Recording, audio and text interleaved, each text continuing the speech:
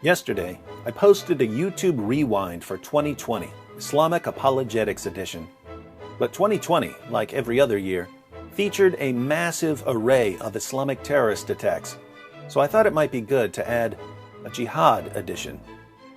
Now, if I tried to make a video that took the time to so much as name the victims and the locations of the Islamic terrorist attacks in 2020, it would be far too long for anyone to watch, so I'm just going to scroll through the attacks from this past year. Notice that unless you follow a site like thereligionofpeace.com or Jihad Watch, you've only heard about a few of these attacks. The overwhelming majority of Islamic terrorist attacks just aren't mentioned by Western journalists. Notice also how determined jihadis are.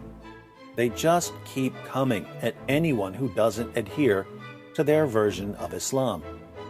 This is something that hit me when I read Robert Spencer's book, The History of Jihad, From Muhammad to ISIS.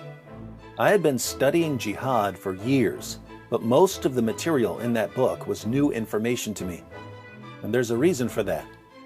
When I studied jihad, I studied the life of Muhammad and the campaigns of his companions, and I followed news about terrorist attacks in our lifetimes.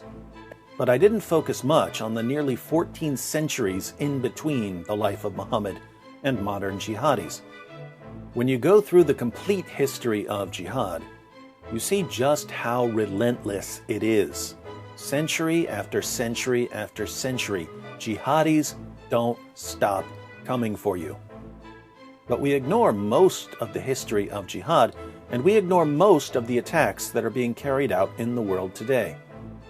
We have to, because if we paid close attention to the history of jihad, and if we paid close attention to the attacks that are being carried out in the world today, there's no way that politicians and journalists and educators and entertainers would be able to defend and promote the ideology that's given rise to this endless assault on the entire world. So we have no choice. Our culture has to marginalize people who draw attention to the relentless nature of jihad. We have to call these people racists and bigots and hate-mongers and Islamophobes. We have to ban their content from social media. We have to get them demonetized and deplatformed. Meanwhile, the jihad marches on, beheading after beheading, shooting after shooting, bombing after bombing, kidnapping after kidnapping, forced conversion after forced conversion.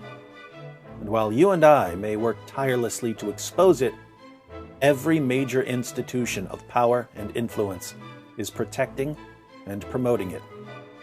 Google, YouTube, Facebook, Twitter, Instagram, governments, international organizations, media companies, Hollywood, their hands are covered in the blood of the victims of Islamic terror.